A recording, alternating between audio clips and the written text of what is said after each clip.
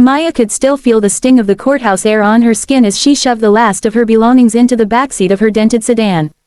The divorce papers were fresh in her bag, a weight heavier than anything she had carried in her life. One day she'd been a wife with a small, struggling family. The next, she was just a woman with a baby in her arms, nowhere to go. She couldn't afford much, not with the little she had saved, so she pulled into the parking lot of a peeling, faded roadside motel. The neon sign flickered weakly, as though it, too, was exhausted. Inside, her baby, Ava, whimpered, sensing her mother's grief. Maya held her close, kissing her tiny forehead. "It's just for tonight, sweetheart," she whispered. "Just tonight." The room smelled faintly of cigarette smoke and old carpets. The walls were thin, the bed squeaked if she breathed too hard, but it was shelter. She laid Ava down on the bed, watching her daughter's chest rise and fall, and sat on the floor, knees hugged to her chest. She didn't cry, she had shed all her tears at the courthouse. Tonight, she simply existed. Next door, a man named Daniel sat in silence, staring at the ceiling of his equally small motel room. He didn't belong here, not really. He could afford the most luxurious suite in the city, the kind with champagne delivered on silver trays. But he had checked in here out of habit, out of memory. This was where he used to come when life felt unbearable, back when money hadn't yet found him. He had grown up with nothing, clawed his way into the world of business, and won everything the world could offer, except companionship. His penthouse was empty, his dinners quiet, his phone calls rare. He would have left the motel without a thought if not for the sound he heard through the wall, a baby's cry, thin and desperate. Something about it tugged at him. The next morning, Maya woke to the sound of Ava fussing. She tried to soothe her with a bottle, but the milk had run out, and she hadn't had the strength to shop the night before. Panic set in. She gathered her coat, shoved some cash into her pocket, and stepped into the hallway with her daughter cradled in her arms. She nearly collided with a tall man coming out of the room next door. He had salt and pepper hair, a neatly pressed shirt that looked far too expensive for this shabby place, and the kind of quiet presence that made her uneasy. "Sorry," she muttered, avoiding his eyes. "No problem," he said gently, noticing the baby in her arms. Ava squirmed, her little face red from hunger. "Is she all right?" he asked, his voice laced with genuine concern. "She's fine," Maya lied, shifting her daughter. "We're fine," but Daniel could hear the thin crack in her voice. Later that day, as Maya returned with a small bag of groceries, she found a folded note slipped under her motel door. It read, "If you ever need anything, diapers, food, or just a break, I'm next door. I know what it's like to feel alone." It was unsigned, but she knew. She hesitated. Pride had kept her standing tall through the ugliness of her marriage and the bitterness of the divorce. She didn't want help from anyone, especially not a stranger. But that night, when Ava wouldn't stop crying, exhaustion broke her resolve.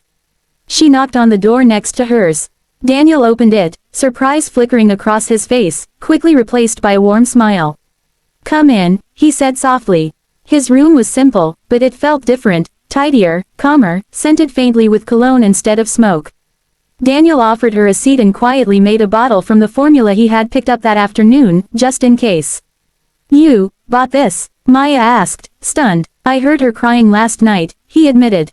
"I didn't want to overstep, but I thought, maybe it would help." Maya's eyes welled up. She took the bottle, fed Ava, and for the first time in days, felt a weight lift from her shoulders. "Why would you do this for us?" she whispered. Daniel looked at her, his expression far away.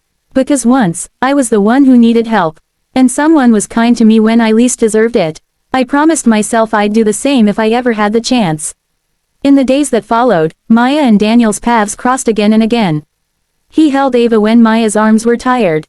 He fixed the broken latch on her motel window. He even showed up with bags of groceries, insisting it was just leftovers.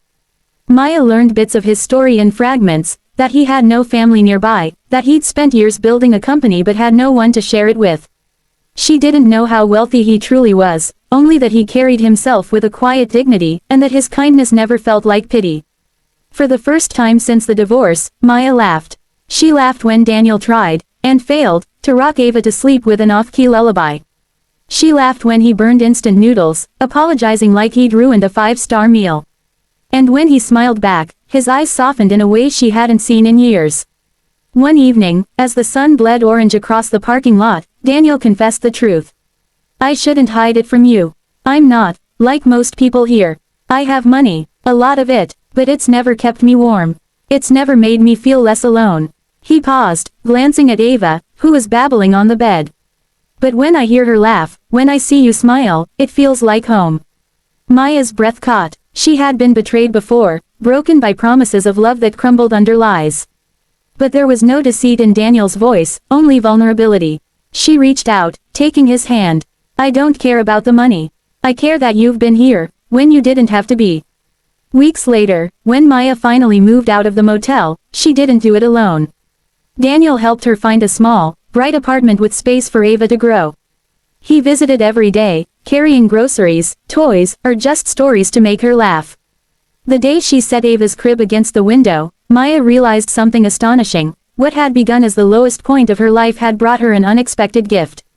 Not just survival, not just kindness, but the possibility of love again, gentle, patient, and true. And Daniel, the lonely millionaire next door, realized that the family he thought he'd never have was already right there, smiling at him with baby bright eyes.